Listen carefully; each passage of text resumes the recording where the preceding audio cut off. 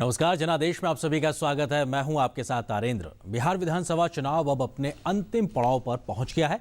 कल 5वें चरण में 57 विधानसभा सीटों पर मतदान होगा। पहले चरण से लेकर अब तक तमाम मुद्दों के आधार पर राजनीति गर्माती रही है, लेकिन कुछ मुद्दों पर जनता ने किसके पक्ष में मतदान किया है ये तो 8 नवंबर को मतगणना के साथ ही पता चलेगा।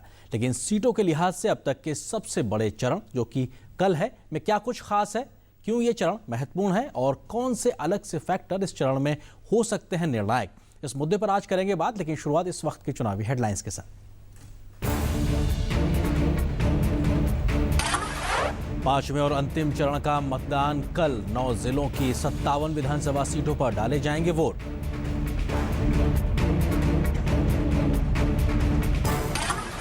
पांचवें चरण में पप्पू यादव की राजनीतिक साख और ओवैसी की सियासी आधार तलाशने की होगी परीक्षा। 5वें चरण में कई मंत्रियों समेत अनेक दिग्गजों की किस्मत का होगा कल फैसला।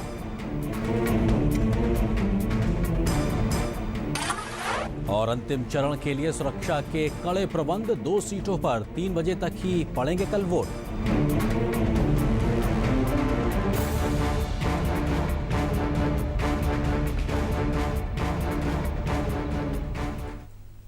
तो ये थी आज की चुनावी हेडलाइंस और अब बात आज के मुद्दे की करते हैं। बिहार में 5वें और अंतिम चरण का मतदान कल होगा और 57 विधानसभा सीटों के लिए 9 जिलों में मतदान होगा। सीमांचल, कोसी और मिथिलांचल के मधुबनी, सुपौल, अररिया, किशनगंज, पूर्णिया, कटिहार, मधेपुरा, सहरसा और दरभंगा जिले के मतदाता अपने मताधिकार का कल इस्तेमाल कर सकेंगे। मतदान के लिए 9 जिलों में 57 विधानसभा क्षेत्रों में से 55 क्षेत्रों में सुबह 7 बजे से लेकर शाम 5 बजे तक मतदान होगा, जबकि 2 विधानसभा क्षेत्रों में दोपहर 3 बजे तक ही मतदान होगा। इस चरण में करीब 1 करोड़ 55 लाख मतदाता अपने मताधिकार का इस्तेमाल कर सकेंगे। इस चरण में मंत्री विजेंद्र प्रसाद यादव, लेसी सिंह, वीमा भारती, पूर्व मंत्री नीतीश मिश्र जैसे दिग्गज समेत 827 प्रत्याशियों के भाग्य का फैसला होना है। बिहार विधानसभा की 243 सीटों के लिए 5 चरणों में मतदान हो रहा है। पहले 4 चरण का मतदान हो चुका है। सभी सीटों की मतगणना 8 नवंबर को एक साथ होगी। आज हम चर्चा करेंगे 5वें और अंतिम चरण के मतदान पर और साथ ही इस पर भी बातचीत होगी कि किन चुनावों में कौन कौन से मुद्दे लगातार हावी रहेंगे। महज इस 5वें चरण में नहीं बल्कि हम शुरुआत से पहले चरण से लेकर देखें तो क्या क्या चीज़ें महत्वपूर्ण रही हैं जिसके चलते इस बार का जो चुनाव है इतना ज़्यादा सियासी रूप से गर्मा गया है। इस मुद्दे पर बात करने के लिए वरिष्ठ पत्रकार आलोक मेहता जी हमारे साथ मौजूद हैं। बहुत स्वागत है आलोक जी। हम अगर बात करें पहले कल के मतदान के लिहाज से जो 5वां चरण है उसमें क्या कुछ महत्वपूर्ण है, क्योंकि अगर सीटों की संख्या के लिहाज से देखा जाए तो सबसे ज़्यादा सीटें कल के 5वें चरण में ही हैं, तो बहुत कुछ चीज़ें कल ही तय होंगी। मुझे लगता है कि बहुत ही निर्णायक है, चूंकि देखिए दूसरी तरफ एक तरफ मधुबनी दरभंगा इलाका है, उधर पूर्णिया अररिया है, किशनगंज है, बंगाल से लगा हुआ इलाका भी है जी, और कुछ हद तक यदि आप कहें कि नेपाल या नेपाल जिस तरह का हिस्सा है, इसलिए बहुत सेंसिटिव एरिया भी है और लोगों के दोनों पार्टियों के लिए बहुत जो बड़ी गठबंधनों के लिए कहना चाहिए, पार्टी उस रूप में कहे तो उनके लिए भी एक निर्णायक साबित होने वाला है चुनाव। अल्पसंख्यक वोट जैसे देखिए ओबीसी पहली बार उस तरह से वहां गए हैं, तो वो भी उनकी परीक्षा होने वाली है कि वो अपना जो बढ़ा रहे हैं। जैसे उत्तर प्रदेश के चुनाव में उन्होंने थोड़ा सा अपना कुछ दिखाया, महाराष्ट्र में भी देखने को मिला, तो इसलिए अब उनको बिहार में ये उनको अपनी जो शक्ति परीक्षा करनी है तो वो भी एक देखना होगा। जैसे कहते हैं अब चावल देखा जाता है कि चावल कितना पक रहा है, तो उनकी हांडी में ओबीसी की हांडी में कितना पकने वाला है, राजनीतिक हांडी ये सारा बिल्कुल वही मैं कह रहा हूँ, उस तरह की हांडी जो है उसमें क्या पकने वाला है वो पता चलेगा। और गठबंधन के लिए भारतीय जनता पार्टी के लिए भी बहुत ही महत्वपूर्ण इलाका है। कई सीटें वो पहले पिछले चुनाव में वो जीती है, लेकिन तब वो जनता दल यू के साथ मिलकर के लड़ती थी जी। इस बार यह है कि सब दोनों अलग अलग लड़ रहे हैं, जनता दल यू अपना लड़ रहा है, आरजेडी के उम्मीदवार है जी। तो मुझे लगता है पासवान जी के भी कुछ आपने देखा उस इलाकों में वो भी उनका एक अपना प्रभाव रहा है, तो वो भी चाहते हैं कि मेरा कुछ उसमें दिखाई दे। तो मुझे लगता है कि सबके लिए पप्पू यादव वो तो लालू के साथ वर्षों से रहे शुरुआत में, आज वो उनके खिलाफ अपना दिखा रहे हैं, तो मुझे लगता है बहुत ही दिलचस्प भी है और निर्णायक भी है। माने कल सीटों से ये परिणामों पर भी बहुत ज्यादा असर डालने वाला है। बिल्कुल, तो बिहार की विधानसभा की तस्वीर किस तरीके की होगी ये कल से कम कल बहुत कुछ तय होगा। आपने ओवैसी साहब का जिक्र किया है, अपनी तरीके से सियासी जमीन तलाशने के लिए हैदराबाद से कहा जाए तो सीमांचल तक आ पहुंचे हैं बिहार के लिहाज से। पप्पू यादव का आपने जिक्र किया, क्योंकि ये वो लोग हैं जो अपनी सियासी जमीन के लिहाज से लगभग उन्हीं वोट बैंक की राजनीति करते नजर आ रहे हैं, जिसपे मुख्य तौर पे एक तरीके से देखा जाए महागठबंधन की बात हो, कांग्रेस की बात हो, अलग अलग सियासत के लिहाज से देखा जाए। आपको लगता है कि ये अपने आप में एक बड़ी दिलचस्प होने जा रहा है, क्योंकि ये सब कुछ तय करेगा कि आखिर किस प्रकार से वोट किसके हिस्से में जाता है? बिल्कुल, देखिए, चूंकि कांग्रेस बहुत कमजोर हुई है, ये पिछले चुनाव में साबित हुआ। कांग्रेस भी मानती थी, इसीलिए उसके 40 ही उम्मीदवार पूरे प्रदेश में खड़े हुए हैं। और इस इलाके में अल्पसंख्यक वोट, राहुल गांधी भी गए थे वहां पर जी। तो उनकी भी प्रतिष्ठा एक, अभी हमने दूसरे लोगों का नाम लिया, लेकिन देखा जाए तो कांग्रेस चूंकि सबसे पीछे दिखाई दे रही थी, उस मुकाबले में अब उनको देखना है कि उनके पास रहता है। लालू जी का भी मैंने बाकायदा, जिसे कहते हैं कि यादव वोट और मुस्लिम वोट हमारे साथ अल्पसंख्यक वोट जिसको वो मानते हैं, वो उनका भी एक वोट बैंक अपना बड़ा मानते हैं। उसमें ये कितना सेंध लगाते हैं। फिर यादव में देखिए, पिछली बार तो लालू यादव और राबड़ी जी मतलब वो खुद चुनाव हार गई।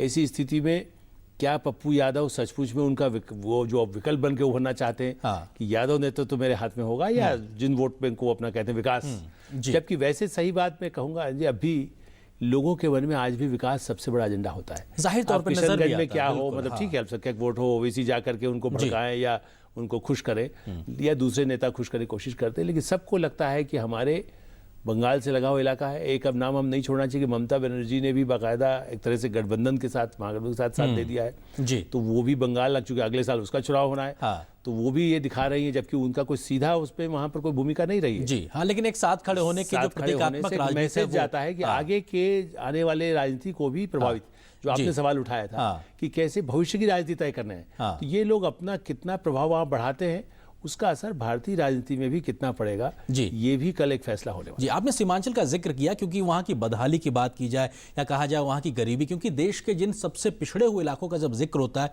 सीमांचल का जिक्र होता है, तो कम से कम जाहिर सी बात है कि जिस तरीके के तमाम मुद्दे लगातार भले ही उछाले गए हों, लेकिन जनता कम से कम ये तय करेगी कि उसके हिस्से का विकास उसके खाते में आए, उस आधार पर वो निकलेगी घरों से। अरे जी, वही सब देखिए, शिक्षा की बात है, स्वास्थ्य की बात है। पूर्णिया, मतलब मुझे याद है, मैं तो 89 उस समय भी वहाँ बिहार में रहा हूँ जी, और राजीव गांधी से लेकर के लालू यादव का अभ्युदय भी हमने देखा वहाँ पर। नीतीश भी उसी समय में आगे बढ़ रहे थे, बीजेपी का प्रभाव भी बढ़ा। 90 का फेज आप देखिए इस समय का, और उस इलाके में आज भी लोग विकास के लिए तरसते हैं, सोचते हैं अभी कई सुविधाओं के लिए हमें करना है। और अब जागरूकता बढ़ी है, चाहे हमारा मीडिया उसको कहें कि आप लोगों में जागरूकता आई है इन पिछले 20-25 वर्षों में। अब उनको लगता है कि नहीं, हमें क्यों नहीं मिल रहा है, यदि किसी और बंगाल में यदि कुछ प्रगति हो रही है तो हमारी तरफ क्यों नहीं हो रही है, या यदि दूसरे पड़ोसी कहीं राज्यों में कहीं हो रही है, यदि दूसरे राज्यों में जो बड़ा नारा दिया गया दो पार्टियों की तरफ से जी, नीतीश का भी एजेंडा शुरू में वो था, और नरेंद्र मोदी जी और उनकी पार्टी कांग्रेस बीजेपी पार्टी, उसने भी पूरी तरह से विकास को आगे रखने की कोशिश की है जी।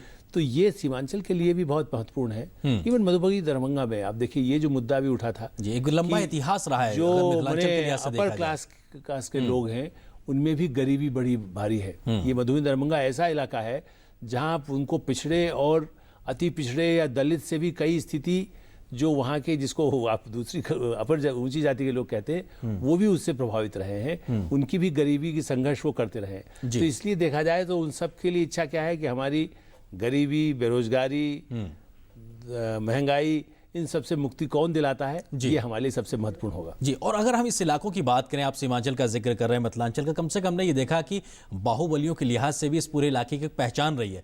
तो हम जब लगातार विकास की बात कर रहे हैं, और जाहिर सी बात है जनता के मन में वो एक आस नजर आती है, तो क्या इस प्रकार की जो परंपरागत चीज़ें हमने देखी हैं पूर्व में, तमाम प्रकार के एक प्रयोगशाला के तौर पर बिहार को जाना जाता है, क्या हम उम्मीद कर सकते हैं कि अपने आप में इन सारी चीज़ों से इतर हटते हुए जनता विकास को महत्व देगी?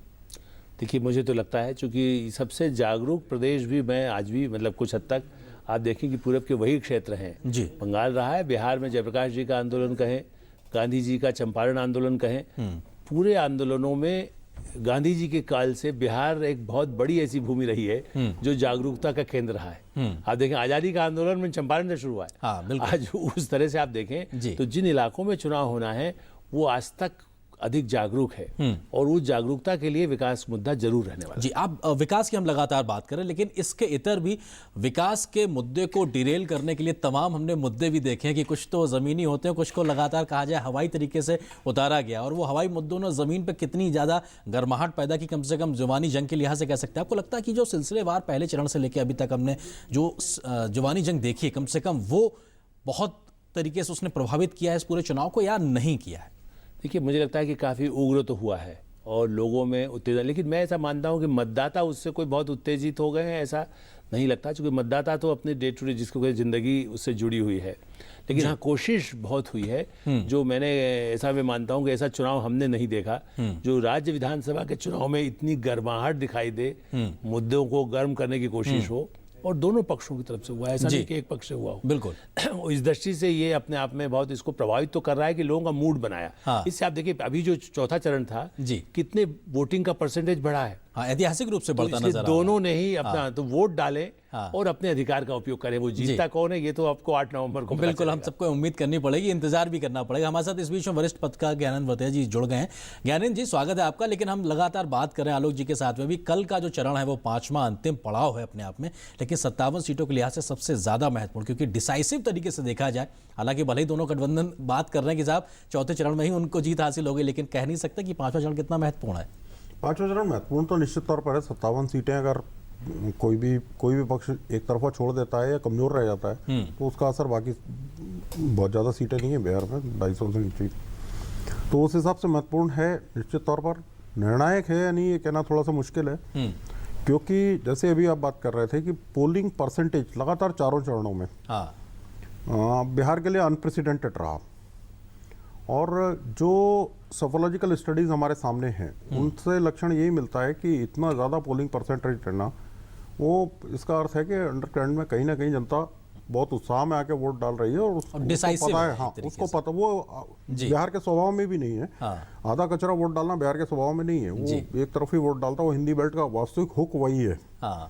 तो कम से कम ये चीजें देखने को मिली। आलोक जी, आपको लगता है कि ये जो बात है कम से कम किसी भी खेमे में किसी तरफ भी जाए, लेकिन डिसाइसिव एक तरीके से निकल के आएगा? हम उम्मीद ना करें कि फ्रैक्चर्ड एक तरीके से मैंडेट नहीं आएगा, बल्कि बहुत क्लोज कॉन्टेस्ट कहा जा रहा है। भविष्यवाणी तो नहीं करें, लेकिन ये सही है कि लोगों में उत्साह अधिक है। हम सभी लोकतंत्र की सबसे बड़ी विजय यही है कि लोग बड़े पैमाने पर हम अपने अधिकार का उपयोग करें। और वैसे मैं इसलिए आपको कह रहा हूं कि भविष्यवाणी हम नहीं करना चाहते। आपको याद है सीपी जोशी 1 वोट से हारे थे। तो कई बार होता है कि आप कहां पर 100 वोट से ही फर्क पड़ेगा, क्योंकि दोनों तरफ, चारों तरफ जो उम्मीदवार खड़े हैं उन्होंने सबने ये ताकत लगाई है कि हम अधिक से अधिक वोट लेकर के आए। और इसलिए ये निर्णायक होगा, एक तरफा जाएगा या नहीं जाएगा, ये तो मैंने कहा ना, अभी मैं भविष्यवाणी नहीं करूंगा, वैसे वर्तेजा जी कह रहे हैं। लेकिन आप देखें कि कई बार ऐसे मौके आते हैं जब पूरे सारे लोग वोट डालने जाए, तब और संकट खड़ा होता है, क्योंकि दोनों पक्ष ने अपने वोट डलवा लिए, दोनों दावे इसी तरह कर रहे हैं। लेकिन हाँ, ये सही है कि यदि एक तरफ जाता है, एक स्पष्ट बहुमत मिलेगा, तो उससे राज्य के विकास में सहायता मिलेगी। बिल्कुल। ज्ञानेंद्र जी, आपको लगता है कि क्योंकि इस वाले चरण में अगर हम खासतौर से सीमांचल के इलाके की बात करें, क्योंकि मामला थोड़ा सा बहुकोणीय हो गया, कई जगह हमने देखा बीते 4 चरणों में सीधे सीधे 2 गठबंधनों में एक बड़ी लड़ाई देखने को मिली अधिकांश जगह में, लेकिन यहाँ पे जो सीमांचल का इलाका, वहाँ पे बहुकोणीय मुकाबला देखने को मिला, जो एक तरीके से स्थिति को और ज़्यादा दिलचस्प बना रहा है।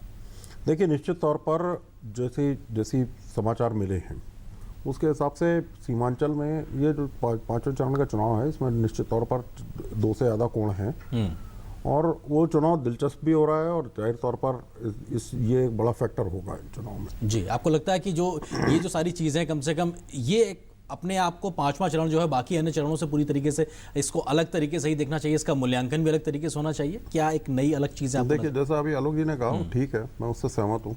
सीपी जोशी 1 वोट से हारे। बिहार में जो स्थितियां अभी तक सामने आई हैं, लड़ाई हर जगह कांटे की है, हर जगह कुछ 1000 वोटों में, कुछ 100 वोटों में, और कहीं हो सकता है 1-2 जगह उनसे भी कम वोटों में फैसला होना हो। बहुत बड़ी संख्या में निर्दलीय उम्मीदवार भी हैं, कई खड़े हुए हैं, कई खड़े किए गए, ये एक बहुत स्पष्ट सी स्थिति है जी। तो ये तो है, लेकिन दूसरी ओर आप ये भी मानिए कि 5वें चरण को आप सेक्लूट करके नहीं देख सकते, अलग करके नहीं देख सकते पूरी तरह जी। उसका मूल कारण ये है कि बिहार के स्वभाव में नहीं है अलग करके वोट डालना। भले ही चुनाव 5 चरणों में हो रहे हैं, लेकिन बिहार के स्वभाव में तो वो तो क्लियर मैंडेट देने वालों में से हैं। बिहार हुआ, हरियाणा हुआ, कि भी आधा कचरा वोट नहीं डालते जी। तो जो वोट डालते हैं वो पुख्ता वोट डालते हैं जी। आलोक जी, आपको लगता है कि लगातार सियासी दलों ने, गठबंधनों ने जिस प्रकार के मुद्दों को जनता के सामने ले जाने की कोशिश की, जिस प्रकार से मुद्दों को उछालने की कोशिश की, लेकिन उस सबके बीच में जनता अब इतनी परिपक्व हो गई है, हमारा लोकतंत्र दिन ब दिन इस प्रकार से हो गया कि जनता समझती कि उसके हिस्से का मुद्दा क्या है। मतलब भले ही आप कितनी भी राजनीति कर लें, लेकिन उसको पता है कि उसको किस मुद्दे के आधार पर निकलना और वोट करना है। बिल्कुल आर्यन जी, आपने बहुत सही बात कही, क्योंकि लोग ज़्यादा, देखिए, उत्तेजना नहीं हुई। और मैं इसलिए भी क्रेडिट दूंगा, बिहार की जनता को नमन करना चाहिए, हम लोग चूंकि बाहर बैठ करके बात कर रहे हैं, कि कितना शांतिपूर्ण मतदान हुआ। क्योंकि मैंने देखा है कि बिहार में लाठी बंदूक बने, बाकायदा दौर संपादक रहा रही दौर बड़े, ऐसा हमारे सामने लिस्ट लाते थे, जैसे आप होता था इतने आलू इतना किलो होगा, ऐसे कि इतने बम दूसरे पक्ष के पास है, इतना हमारे पास है। ऐसे लोग हमने उम्मीदवार, मतलब जो पार्टियों के जो बड़े बड़े दिग्गज होते थे और राष्ट्रीय दलों के, वो आपने देखा है वो सब चीजों को, उन देखा, और लोग बताते थे उस समय, और फिर गांव के गांव खाली हो जाते थे कि ये गांव वोट नहीं देगा, हम उसको वोट कब्जा कर लेंगे। आज ऐसे प्रदेश में इतनी बड़े परसेंटेज, जैसा आप गगन जी ने कहा कि इतने बड़ा परसेंटेज है, लेकिन शांतिपूर्ण है। भड़काने की कोशिश हुई, उत्तेजना की कोशिश हुई, जाति के आधार पर, धर्म के आधार पर, और स्थानीय मुद्दों को लेकर के भी तनाव, छोटी मोटी इक्का दुक्का घटना तो आपको कहीं भी, मतलब अमेरिका में भी हो जाती है, ऐसा मैं नहीं मानता। लेकिन ये कि सही बात यह है कि उस दृष्टि से कितना मेच्योर वोटर हुआ है कि वो भड़क नहीं रहा है, वो अपने अधिक लाइन लगा करके शाम तक खड़ा होकर के वोट डाल रहा है। ये हमारे इस पूरे समाज के लिए भी गौरव है, और लोकतंत्र के लिए, इलेक्शन कमीशन के लिए तय होना चाहिए। बिल्कुल, तो कल का इससे ज्यादा शांतिपूर्ण हो, ये हम कामना करना चाहिए। बिल्कुल, और इलेक्शन कमीशन की जो तमाम कोशिशें हैं उसको भी नजरअंदाज नहीं करना चाहिए, क्योंकि शांतिपूर्ण तरीके से मतदान कराने में उनका बड़ा रोल। ज्ञानंद जी, आपको लगता है कि जब हम परिपक्व होते लोकतंत्र की बात कर रहे हैं, अभी तक के 4 चरणों में हमने लगातार देखा है कि महिलाओं का वोटिंग को लेकर पुरुषों से ज्यादा संख्या में घरों से निकलना और वोटिंग करना, ये भी उसका एक परिचायक है। कम से कम यही उम्मीद हम कल भी कर सकते हैं। देखिए, ये उम्मीद तो निश्चित कर सकते हैं कि महिलाओं का वोटिंग परसेंट पुरुषों से एक आध नॉच ऊपर रहेगा, एक आध बिंदु ऊपर रहेगा, ये उम्मीद हम निश्चित कर सकते हैं। खासतौर से सीमांचल में तो बहुत बुरी स्थिति है, वहाँ से महिलाएं ही वोट डालने वाली हैं, ऐसा एक इंप्रेशन सा बना सकते हैं आप। अधिकांश संख्या वहाँ से पलायन होता है, इस लिहाज से आप इस बात को कह रहे हैं। एक वो पहलू है। दूसरा पहलू जो आपने अभी हिंट दिया कि चुनाव आयोग, मैं मानता हूँ कि बिहार में पहली बार फ्री एंड फेयर इलेक्शन हम लोगों की आंखों के सामने तब हुआ जब के जे राव साहब चुनाव की कमान सीधे अपने हाथ पे रखी, और ना बम फटे, ना गोलियां चली, ना लाठी चली, ना बूथ छपा।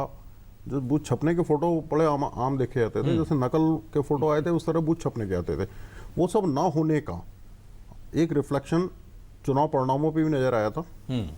दूसरी बात, महिलाओं का वोट डालने निकलना, इसका रिफ्लेक्शन जाहिर तौर पर चुनाव परिणामों में लगेगा। महिलाओं के मुद्दे शायद कुछ अलग हों। तीसरी बात, जो हम बात कर रहे हैं कि आम मतदाताओं के मुद्दे क्या होते हैं, मेरा अपना मानना है, जितना चुनाव देखने का जो भी अनुभव अभी तक मेरा रहा है उसके हिसाब से, कि मतदाताओं के वास्तव में मुद्दे क्या होते हैं कि वो जिस सोशल ग्रुप में उठते बैठते हैं, जिस कम्युनिटी में उठते बैठते हैं, जिस चाय की दुकान पे, जिस पान की दुकान पे उनकी बातचीत होती है, उस बातचीत में जो मुद्दे चल रहे होते हैं उनमें से वो जिससे अपनी स्वभाव के हिसाब से मैच करते हैं, जो उनको उचित लगते हैं, उन मुद्दों से वो जुड़ते चले जाते हैं जी। इस जबरदस्त बहस में जो चुनाव प्रचार है, ये एक तरह से चुनाव विमर्श भी है। आप बहस के मुद्दे रख रहे हैं, लोग सहमत हो रहे नहीं हो, जाहिर सी बात है ना। तो इस विमर्श में कितने मतदाता किस बात से सहमत हो रहे हैं उसको हम मुद्दे के तौर पर आइडेंटिफाई जरूर करते हैं, पर वास्तव में वो ऊपर से आ रहा होता है, नीचे से नहीं आ रहा होता। हाँ। कई बार जो नीचे के मुद्दे होते हैं वो बहुत ही भिन्न होते हैं, कई बार बहुत स्थानीय कारणों से कि मुझे इस कैंडिडेट की शक्ल पसंद नहीं है इसलिए मैंने इसको वोट डाल दिया जी। किस तरह से किसी भी कारण से वोट डाला जाता है जी। और अभी जैसा आलोक जी ने इशारा किया अमेरिका का, तो वहाँ वो अब जब बुश चुनाव लड़ने की कोशिश कर रहे हैं और जॉर्ज बुश किस तरह से जीते थे, वो एक इतिहास है अपने आप में, सबके सामने है। ठीक बात। तो ये लोकतंत्र एक अपने आप में मिला है, जिसको बहुत ही आप मैथमेटिकल ढंग से ना देखें, ये एक सामाजिक चीज है। बिल्कुल, और ह्यूमन टेंडेंसी है, कहा जाए उनके मानव स्वभाव के साथ जुड़ा, तो जाहिर सी बात है सीधा सीधा आकलन नहीं कर सकते। आलोक जी, लगता है क्योंकि युवाओं को लेकर भी बहुत जिक्र हुआ है, हर चरण के लिहाज से बात होती है। हम 5वें चरण की बात करें तो लगभग 5,99,000, लगभग 6 लाख के आसपास युवा मतदाता महज इस 5वें चरण में ही है। तो जाहिर सी बात है कि वो भी अपने आप में एक डिसाइसिव फैक्टर की तरीके से हैं, और उनको भी एक अपने पक्ष में करने के लिहाज से हर दल या कहा जाए गठबंधन ने तमाम कोशिशें की हैं, क्योंकि तो जो नतीजे आएंगे उसमें युवाओं का रोल भी एक बहुत महत्वपूर्ण। बिल्कुल, आप देखिए आर्यन जी, मुझे ऐसा लगता है कि 18 साल की उससे ज्यादा जो नए मतदाता बहुत सारे बने हैं। हाँ, एक तो उनके मन में महत्वाकांक्षा है। मैं पहली बार के मतदाता का संख्या ही बता रहा था, जो पहली बार वाले हैं वो लगभग 6 लाख के आसपास है। इसलिए इतनी बड़ी संख्या में उनको लगता है कि हम अपने अधिकार का उपयोग करके कुछ ऐसी व्यवस्था लाएंगे जिससे हमें अच्छी शिक्षा मिल सके, हमें सड़क ऐसी बन सके, हमारा जो सपना है वो पूरा हो, पलायन उनको नहीं करना पड़े, रोजगार कैसे वहाँ मिलेगा, उद्योग धंधा भी यदि हम करना चाहते हैं तो कैसे होगा। तो वो नए मतदाता, युवा मतदाता, और जैसा आपने महिलाओं का जिक्र किया था, मैं यहाँ एक और बात जोड़ूंगा साथ में, अल्पसंख्यक महिलाओं ने पिछले 4थे चरण में भी हमने देखा और 5वें में भी वो महिलाओं की भी भागीदारी, मैं इसलिए जम्मू कश्मीर से, चूंकि देखिए तनाव वाले कुछ इलाके ऐसे होते हैं जहां पर जम्मू कश्मीर में आपने देखा होगा पिछली बार के चुनाव में भी बड़ी संख्या में महिलाओं ने भाग लिया। आप ये कह सकते हैं कि वो बिल्कुल इकट्ठा एक तरफ दौड़ रही है, वो जरूरी नहीं है। बिहार में भी जो हमें और आपके रिपोर्टर्स ने भी कहा होगा, महिलाओं के बोलते हुए सुनाई दिया है कि हमारी ये इच्छा है, ये होना चाहिए, हम ये देखना चाहते हैं। विकास को लेकर एस्पिरेशंस नजर आते हैं साफ तौर तो ये भी एक बड़ा महत्वपूर्ण है कि युवा जो नया वोटर आया है, जो थोड़ा उससे आगे उम्र का बढ़ चुका है, उसके मन में है इच्छा है, किसानों के मन में है कि यदि चीनी मिल बंद हुए हैं तो हमें आगे क्या हमारा भविष्य होने वाला है, वो कैसे खुलेंगे। किसानों को यदि उसके गन्ने की फसल या जो उसकी फसल होती है, ये खास करके उत्तर बिहार में उस तरह की जो फसल होती है, उसका कैसे हमें उसका फायदा मिलने वाला है। तो ये जो महत्वाकांक्षा है, हम लोग क्या मानते थे, शहरी मतदाता बड़ा समझदार है। मेरा ऐसा मानना है कि भारत का ग्रामीण मतदाता हमसे ज्यादा शायद जागरूक और वो है। अधिकांश यहाँ तो शहर में तो क्या होता है कि आदमी सोचता है काम करना है, वोट डालना है, चलो एक काम कर दिया। मैं अपने इलाके का कई समय तक मतलब पत्रकार होते हुए विधानसभा में या वहाँ कौन पार्षद जीत के आया उसके नाम याद नहीं रहते थे, लेकिन गाँव के आदमी को पता रहता है कि ये यदि मैं आनंद को वोट दे रहा हूँ तो मैं इससे हिसाब ले सकूंगा कि हमारा ये काम हुआ या नहीं हुआ, मेरे बच्चे का एडमिशन हुआ कि नहीं हुआ, मुझे अस्पताल में मदद मिली कि नहीं मिली, मेरी सड़क क्यों नहीं बनी।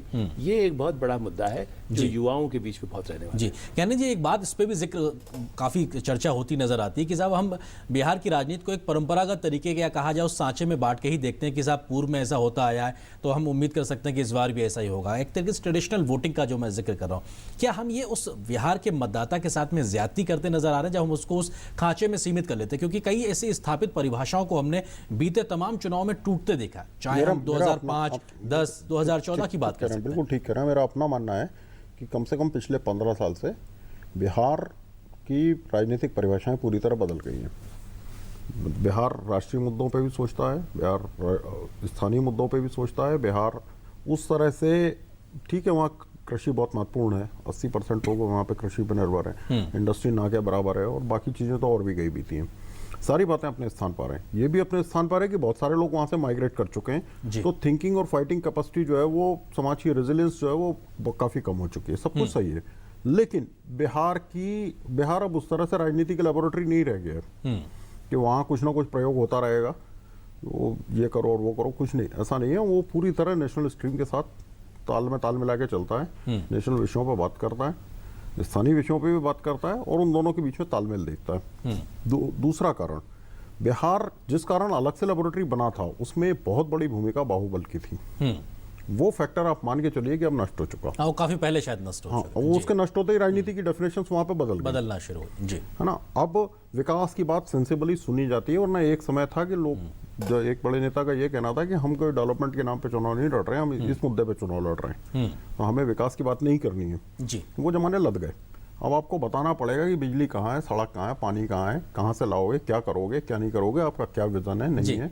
सवाल होते हैं और उनका उत्तर देना होता है। अब वो जमाने लग गए कि अब हर्ड मेंटलिटी जो कहलाता था कि जी हम तो इस बिरादरी के हैं तो इसलिए नो। जो आपने यूथ पहलू की बात कही जी, युवा चूंकि सब ठीक है कि एग्रीकल्चरल कम्युनिटी है, मैं बहुत ब्रीफली बता रहा हूँ, लेकिन युवाओं की स्थिति ये है कि वो बेचारे एग्रीकल्चर के से बेदखल किए जा चुके हैं।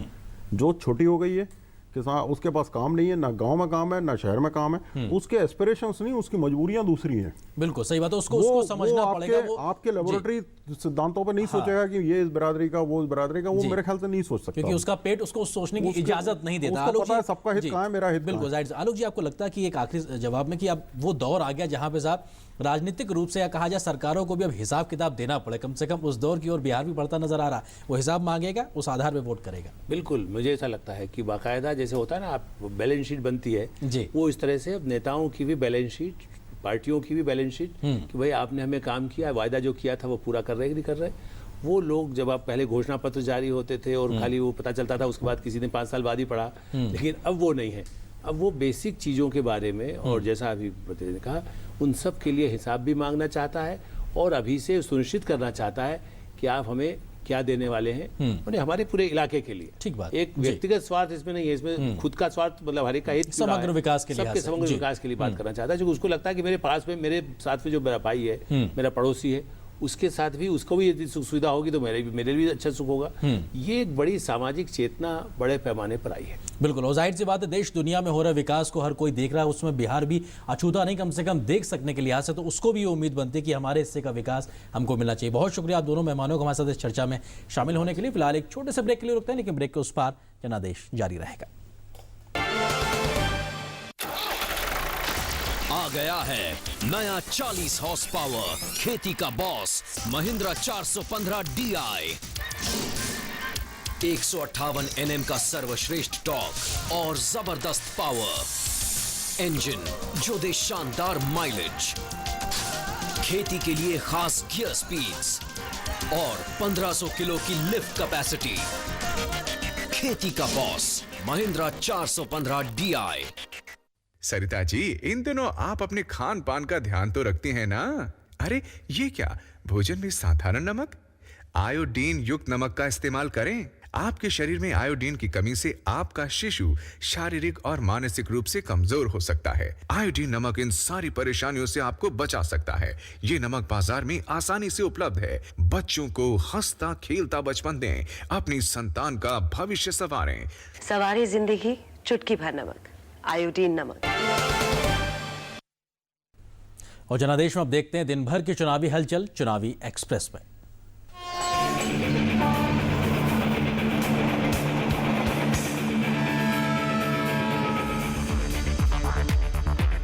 पांचवें चरण के 9 जिलों की 57 विधानसभा सीटों के लिए कल अंतिम चरण का मतदान। नक्सल प्रभावित 2 विधानसभा क्षेत्रों सिमरी, बख्तियारपुर और महिषी में मतदान का समय 2 घंटे कम। शाम 3 बजे तक यहां होगा मतदान। कल होने वाले आखिरी राउंड के चुनाव के लिए सुरक्षा के अभूतपूर्व प्रबंध।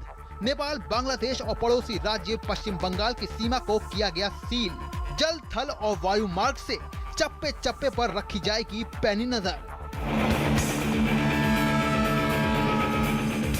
अंतिम चरण के चुनाव में 9 जिलों के करीब 1,55,43,594 मतदाता 14,709 मतदान केंद्रों पर 827 उम्मीदवारों के भाग्य का करेंगे फैसला।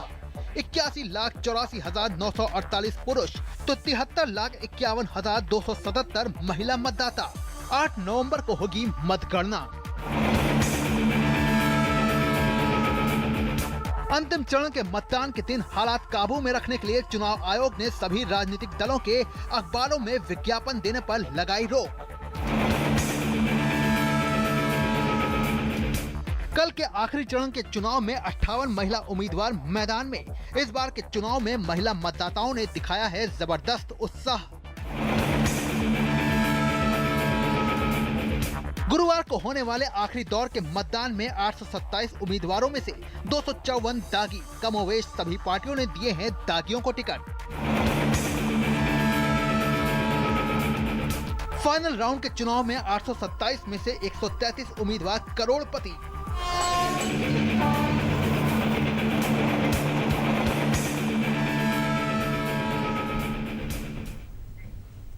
तो इसी के साथ जनादेश में आज बस इतना ही। कल बिहार में 5वें चरण के मतदान के शुरू होने से पहले ही डीडी न्यूज सुबह कल 6 बजे से लगातार दिन भर मतदान से जुड़ी हुई तमाम खबरें आप तक पहुंचाता रहेगा। तो कल जिस इलाके में मतदान है, अगर आप उस इलाके में रहते तो जाहिर सी बात है आप घरों से निकलिए और बड़ी संख्या में वोट दीजिए। तो आज के इस कार्यक्रम बस इतना ही। नमस्कार।